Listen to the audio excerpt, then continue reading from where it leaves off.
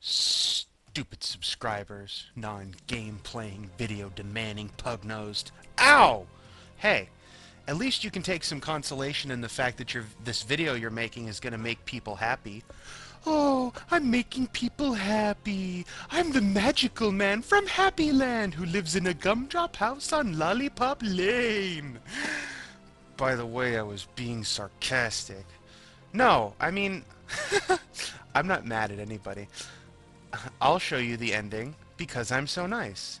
Obviously, I'm going to show you the special ending, but I'm not going to spend, you know, extra time. That last video ran all the way to time.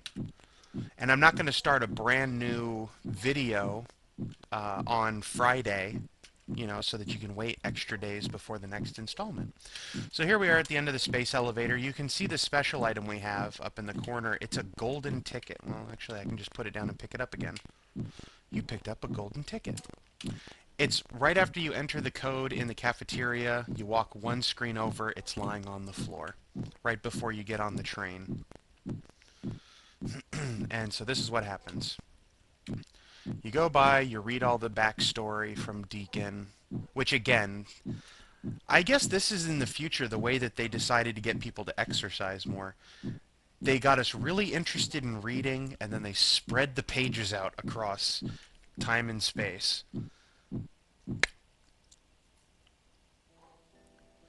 On day 10 of our operations, there was a completely unrepeatable accident at a toxic waste dump that also happened to be the world's largest chocolate storage facility. We understand, Homer. We come from the land of chocolate. The entire surface of the earth has been transformed into the magical land of chocolate, and the atmosphere is now too delicious for human habitation.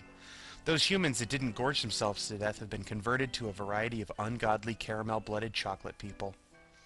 No one on the station dared set foot down there because of the unfortunate diabetes outbreak that took place shortly after our launch.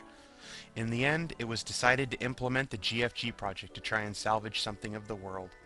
Administration were trying to create humans with metabolism so advanced they could stuff themselves with as much fudge as they want and still squeeze into their pajama bottoms.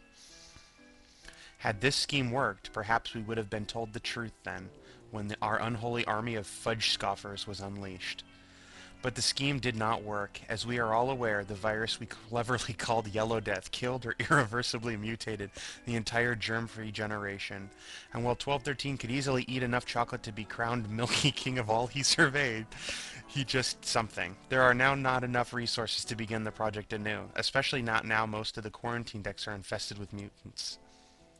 I am not one for drama or hyperbole, and I am reasonably confident in the statement that I have nothing left to live for now. There is nothing left on Earth but deliciousness. There is nothing left up here but a wasted existence, the inevitable diminishment of our supplies, and a lonely end. In fact, on second thoughts, screw this for a lark. I think I'll pop down there and try my luck among the tasty ones. At least they're not as depressing as you guys. About to say, don't commit suicide when there's a land of chocolate. Yeah, that sounds like the way to go. I don't know what I was thinking about the whole suicide business. I haven't had decent chocolate in years. There's the whole diabetes thing, but I reckon I can be sensible about it. And if not, hey, death by sweeties. There are worse ways to go. So I guess this is ta-ta for now. I'll raise a Swiss roll up to the sky when I'm sitting by my lemonade pool and remember you all, you bunch of humorless jerks. I hope you like emergency rations, but for me it's gummy bears, jelly tots, and ice cream sandwiches for the rest of my short but extremely pleasant life. Bollocks to you, James Deacon. Yummies for my tummy. Aw, yeah. Who doesn't love yummies for my tummy? Come on, hurry up. Yay! Yummies for my tummy. Also in this episode, special edition, bonus scenario. New game. Play the prequel? Yes. Any problems? None. All tested tissue samples remain stable. Then I suppose there's no reason to wait any longer. How did I get here? Why is there blood on my shirt? Where did this gun come from? The door is locked. I know, I'll jump down this giant pit. And then immediately shoot some guy in the face. There's no running button in this one, so you have to walk everywhere, which makes it slow. Whee! Ah! Picard, he's hiding in the holodeck. Jeez, man. I don't know if this is intentional or not. I'm guessing it is. I picked up a vaccine. Despite not knowing anything about where I am, why I have a gun, why there's blood on me, I can still recognize a vaccine at a distance. Rather than saying, oh wow, I picked up a hypodermic needle, or I picked up some sort of medication. Ha ha ha. In the pants, apparently. Wee. Yes. I'm doing awesome at this game. Can't do anything at that door. Come to Fraggle Rock. Come to Fraggle Rock. That's what I think about whenever I see stuff like this. I don't look well at all. I know. I'll shove a giant needle in myself. Ugh. I must have hit a nerve. Yay. This is called surrealist artsy in my book. This is called really surrealist, drug-induced artsy. Oh. That second sound effect, it sounds just like my best friend. It's exactly the kind of sound he would make.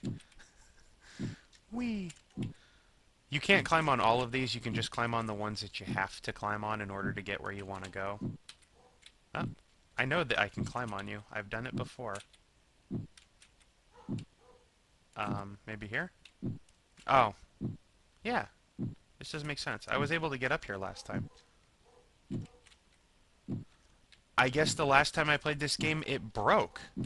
Because I was able to jump up right onto that edge. I don't know what message I'm sending with this. But in my dreams, in my fevered nightmares, I climbed up rips in the fabric of reality to stand on a giant hypodermic needle and inject myself with a vaccine. That's trippy. The vaccine has been administered, Doctor. Initial activity shows that 1213 seems to be stabilizing. Excellent. Remember this moment, ladies and gentlemen. Years from now, we'll remember this as the day our fortunes turned around. Glorious sandwich. And thus starts episode 1 of 1213. So they give him the vaccine. They never clean the blood off him. And then you start the normal game. Skip the cutscene. Welcome once again to my little obstacle course, 1213. We're totally not going to play this game again. Rather, if you go and download the special edition... quit? No. Darn. I don't know if I hit quit if it's just going to close the whole thing. If you download the special edition, when I first started playing the 1213 game, you had to pay... It was only like $5 or something, but at the time I wasn't sure if I was going to be able to afford frivolous spending. So I didn't pay for it. Well, now it's available for free. And if you go here, you get to play through that little bonus scenario, and then in all of the games, you can turn on commentary. And if you turn on commentary... Well, let's just go right back in here. Hey everybody, there's no commentary for the bonus scenario. Oh. I didn't know that there was no commentary for the bonus scenario. Oops. Okay. Thank you. Quit. Yes. Okay, commentary on. New game. No. So now when you go through, a picture of Yahtzee appears. Hello, rascals. Special edition commentary time again, eh? And then he gives you commentary. If this is your first time playing one of my commentaries, here's the rules. Massive plot spoilers, so make sure you've played through the game before you continue, or you'll ruin it for yourself. I'm not going to play through the game with commentary on. However, I recommend playing through the game with commentary on. That's the F10 button, not the FIO button. Cue pretentious dialogue. And he goes through and he gives a lot of little things about how he designed the game and little bits about the game. and it's very interesting to read, and so you should read it. Um, in the comments, remind me if I made any promises as to what game I'm playing absolutely next, because according to my memory, I haven't actually named the game. So if I made any promises, remind me of those. Otherwise, on Monday, expect a brand new game. And I'll give it away because I want to know. It's going to be Super Mario Bros. 2 because I love that game. But I want to know if you want me to play it on the regular NES or if you want me to play the SNES All-Stars version.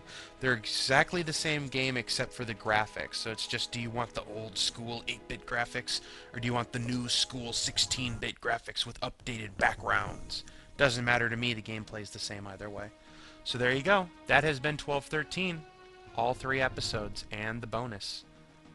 Goodbye.